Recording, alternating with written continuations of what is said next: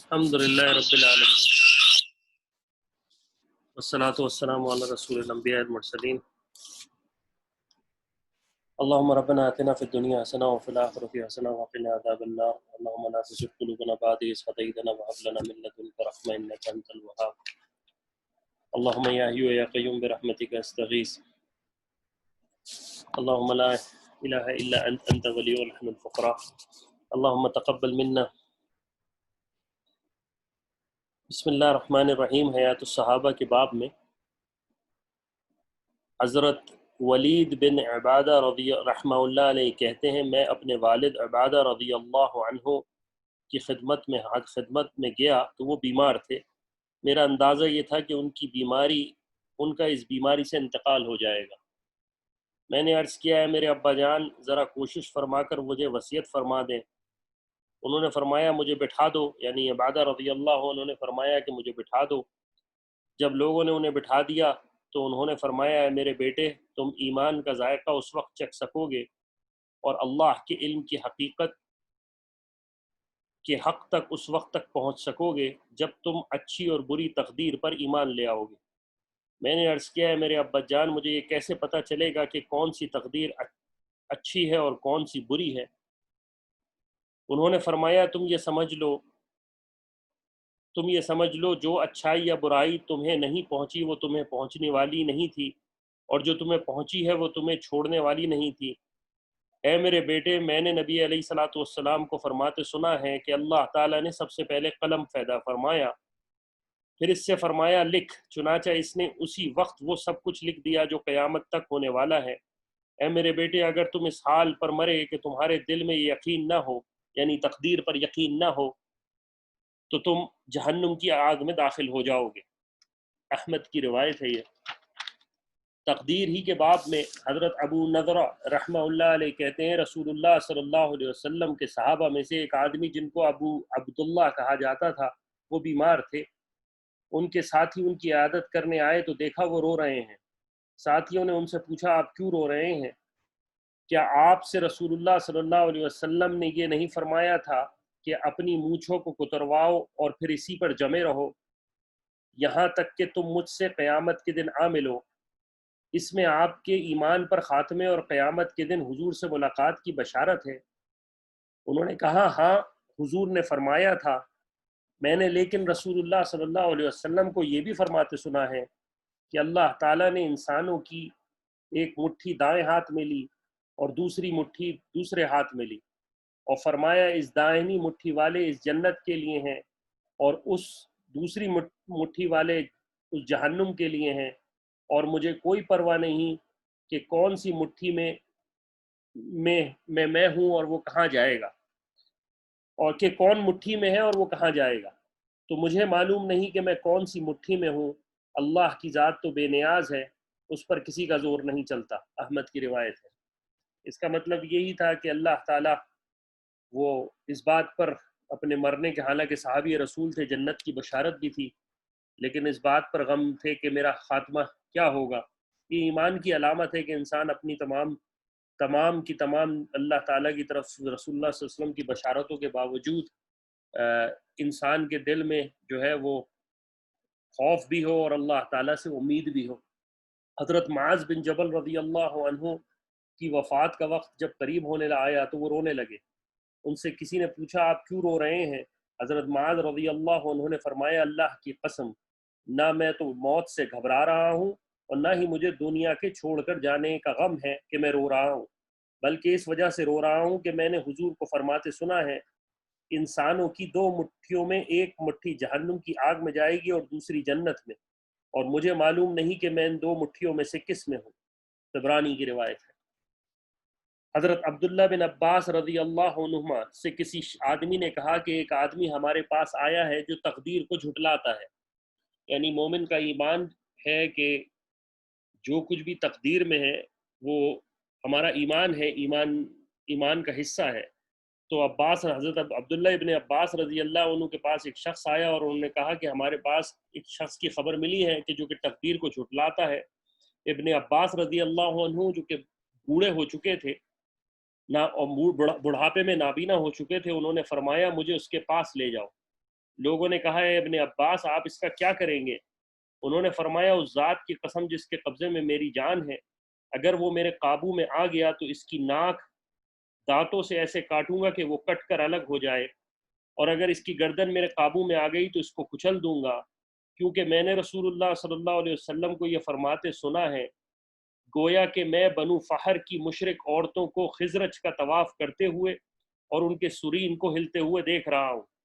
اور یہ تقدیر کو جھٹلانا اس امت کا پہلا شرک ہے۔ یعنی رسول اللہ صلی اللہ علیہ وسلم کے بارے میں ابن عباس رضی اللہ عنہ نے فرمایا کہ اس امت میں جو پہلا شرک ہوگا وہ تقدیر کا جھٹلانا ہوگا، اور اس کے بعد فرمایا ابن عباس رضی اللہ عبداللہ ابن عباس رضی اللہ عنہ نے اس ذات کی قسم جس کے قبضے میں عبداللہ بن عباس رضی اللہ عنہ کی جان ہے، اس رسول اللہ صلی اللہ علیہ وسلم نے فرمایا اس ذات کی قسم جس کے قبضے میں میری جان ہے، پہلے تو یہ کہیں گے کہ شر اللہ کے مقدر کرنے سے نہیں ہے، پھر ان کا یہ برا اور غلط خیال انہیں اس پر لے آئے گا کہ خیر بھی اللہ کے مقدر کرنے سے نہیں ہے۔ احمد کی روایت ہے، یہ بہت سخت بات ہے، اور غالباً اگر مجھے یاد پڑتا ہے سیدنا علی رضی اللہ عنہ کے زمانے میں آپ رضی اللہ عنہ نے ان پر سختی کا معاملہ کیا تھا جو تقدیر کے معاملے پر بحث و مباحثہ کرتے تھے۔ اللہ تعالی ہمیں بات کو سمجھنے کی توفیق عطا فرمائے۔ حضرت بشیر بن خصاصیہ رضی اللہ عنہ فرماتے ہیں حضور علیہ الصلوۃ والسلام نے فرمایا تمام تعریفیں اس اللہ کے لیے جو تمہیں ربیع القشعم قبیلے سے یہاں لے آیا، یعنی رسول اللہ صلی اللہ علیہ وسلم کسی قبیلے کے پاس سے تھے، وہاں سے پھر وہ آ گئے، پھر تمہیں اللہ کے رسول کے ہاتھ پر تمہیں مسلمان ہونے کی توفیق دی۔ یعنی یہ لوگ رسول وہاں اس قبیلے سے آئے اور رسول اللہ صلی اللہ علیہ وسلم کے پاس آئے، تو ان اللہ کے رسول علیہ الصلوۃ والسلام نے فرمایا تمام تعریفیں اللہ کے لیے جس نے تمہیں وہاں اس قبیلے سے نکال کر مسلمان ہونے کی توفیق دی۔ میں نے عرض کیا یا رسول اللہ، یعنی وہ صحابی حضرت بشیر رضی اللہ عنہ کہتے ہیں میں نے عرض کیا یا رسول اللہ آپ اللہ سے دعا کریں کہ وہ مجھے آپ سے پہلے موت دے دے۔ حضور علیہ الصلوۃ والسلام نے فرمایا یہ دعا میں کسی کے لیے نہیں کر سکتا، ابو نعیم کی روایت ہے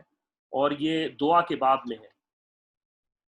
ابی بن کعب رضی اللہ عنہ فرماتے ہیں کہ حضور علیہ الصلوۃ والسلام جب کسی کے لیے دعا فرماتے تو دعا کی ابتدا اپنے سے فرماتے، یعنی پہلے اپنے بارے میں دعا کرتے۔ چنانچہ ایک مرتبہ موسیٰ علیہ الصلوۃ والسلام کا ذکر فرمایا تو ارشاد فرمایا اللہ کی رحمت ہو ہم پر، یعنی جب موسیٰ علیہ الصلوۃ والسلام کا ذکر کر رہے تھے تو سب سے پہلے کہا اللہ کی رحمت ہو ہم پر، اور حضرت موسیٰ علیہ الصلوۃ والسلام پر بھی ہو، اگر وہ صبر کرتے تو وہ اپنے استاد حضرت خضر علیہ الصلوۃ والسلام کی طرف سے بہت بہت عجیب باتیں دیکھتے، لیکن انہوں نے یہ کہہ دیا تھا جو سورہ کہف کی آیت ہے اگر اس مرتبہ کے بعد آپ سے کسی امر کے متعلق کچھ پوچھوں تو آپ مجھ کو اپنے ساتھ نہ رکھیے، بے شک میری طرف سے آپ عذر کی انتہا کو پہنچ چکے ہیں۔ حضرت خضر علیہ الصلوۃ والسلام سے سورہ کہف کے اندر ہے کہ حضرت موسیٰ علیہ الصلوۃ والسلام کو اللہ تعالیٰ نے کہا کہ ایک بندہ ہے جو میرا بندہ ہے جو علم جانتا ہے۔ حضرت موسیٰ علیہ الصلوۃ والسلام اٹھے اور ان کے پاس تلاش کرنا شروع کیا، مشہور واقعہ، اور حضرت خضر علیہ الصلوۃ والسلام سے جب ملے کہ میں آپ سے علم حاصل کرنا چاہتا ہوں تو انہوں نے کہا کہ آپ صبر نہیں کر سکیں گے، لن تستطع به صبرا، کچھ اس طرح کی قرآن کی آیت، اللہ مجھے معاف کرے غلطی سے اگر کہہ رہا ہوں تو اس کے بعد سورہ اسی کہف کے اندر حضرت خضر علیہ الصلوۃ والسلام اور حضرت موسیٰ علیہ الصلوۃ والسلام کے ساتھ مختلف واقعات آتے رہے اور وہ سوالات پوچھتے رہے، اور حضرت خضر علیہ الصلوۃ والسلام سے آخری میں حضرت موسیٰ علیہ الصلوۃ والسلام نے یہی کہا کہ اگر میں آپ سوال کروں آپ سے تو آپ مجھ سے عذر کر لیجیے، تو اس پر اللہ کے رسول علیہ الصلوۃ والسلام نے فرمایا کہ اگر موسیٰ علیہ الصلوۃ والسلام تھوڑا سا صبر کر لیتے تو وہ بہت سی اور باتیں لے لیتے، لیکن بہرحال وہ بھی امر الہی ہوگا۔ لیکن اس حدیث کا مطلب یہ بیان کرنا تھا کہ دعا کی ابتدا اللہ کے رسول علیہ الصلوۃ والسلام پہلے اپنے لیے کرتے پھر اوروں کے لیے کرتے۔ حضرت عمر رضی اللہ عنہ نے فرمایا حضرت عمر رضی اللہ عنہ نے ایک آدمی کو سنا کہ فتنے سے پناہ مانگ رہا ہے، یعنی ایک آدمی دعا کر رہا تھا، فتنے سے پناہ مانگ رہا تھا۔ حضرت عمر رضی اللہ عنہ نے فرمایا اے اللہ اس کی دعا کے الفاظ سے تیری پناہ چاہتا ہوں، یعنی میرے حق میں یہ دعا سے بچا مجھے۔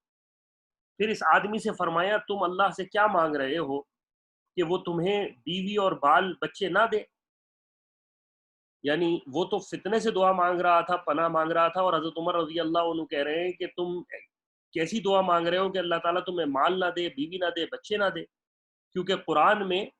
ذکر ہے مال و دولت کو، اللہ تعالیٰ نے کہا ہے کہ مال اور اولاد فتنہ ہے، تو وہ تو براہ راست فتن کے بارے میں مانگ رہا تھا، ہر فتنے کے لیے. تو حضرت عمر رضی اللہ عنہ نے اس کی تصحیح کی اور اس میں فرمایا تم میں سے جو بھی فتنے سے پناہ مانگتا چاہتا ہے اس کو چاہیے کہ وہ گمراہ کرنے والے فتنوں سے پناہ مانگے. یعنی اللہ تعالیٰ سے ہم کہے کہ اللہ تعالیٰ ہمیں گمراہ کرنے والے فتنوں سے بچا.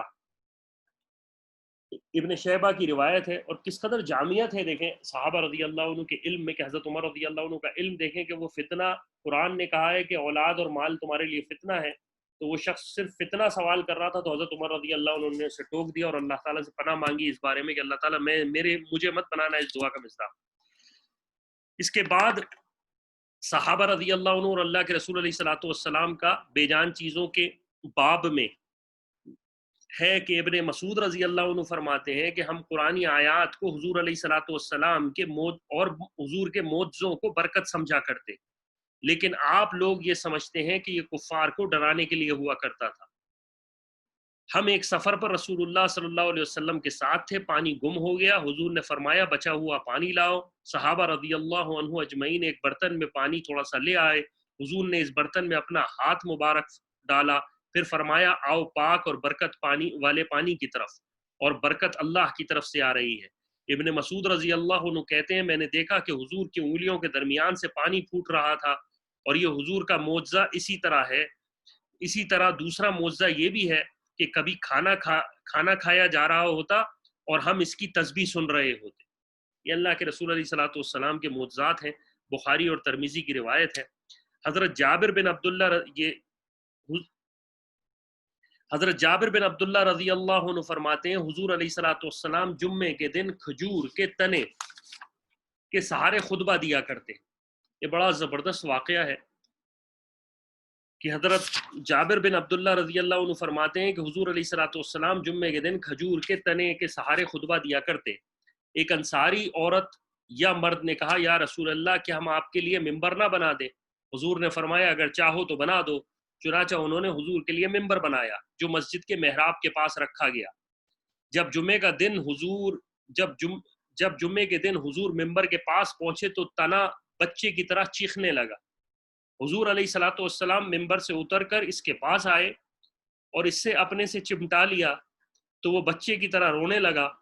جیسے چپ کرایا جا رہا ہو. حضرت جابر رضی اللہ عنہ نے فرمایا وہ تنا اس وجہ سے رو رہا تھا کہ پہلے اپنے پاس اللہ کا ذکر سنا کرتا تھا اور اب نہیں سنے گا. بخاری کی روایت ہے.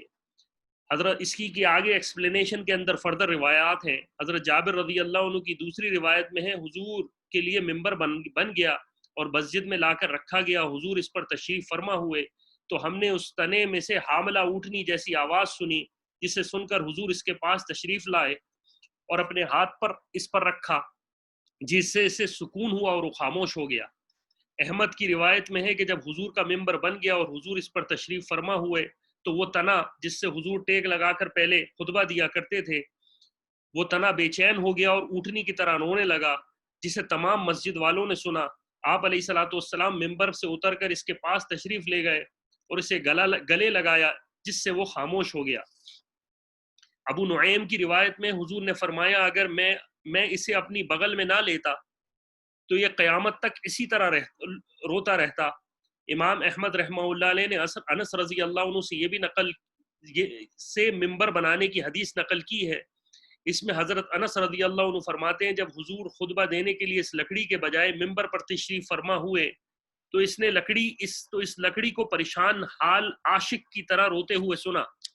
وہ لکڑی روتی رہی یہاں تک کہ حضور ممبر سے نیچے اترے اور چل کر اس کے پاس تشریف لائے اور اسے سینے سے لگایا تو پھر اس لکڑی کو سکون ہوا. علامہ بغوی نے اس حدیث کو حضرت انس رضی اللہ عنہ سے ذکر کیا ہے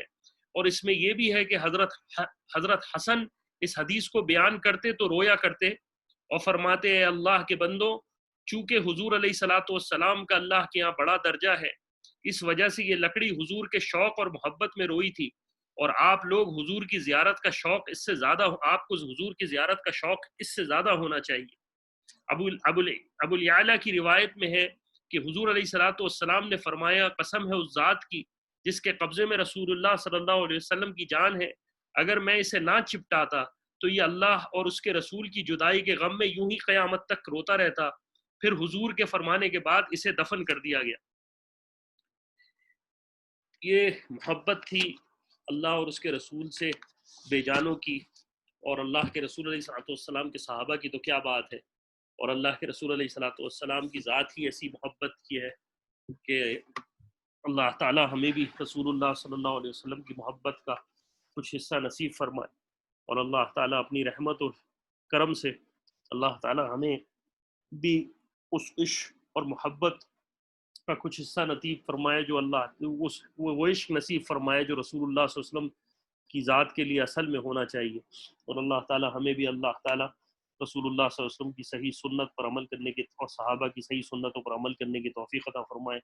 صلی اللہ تعالیٰ علی خیر خلقی محمد وعلی آلہ اصحابہ اجمعین۔ جزاکم اللہ خیر و خیر الجزا۔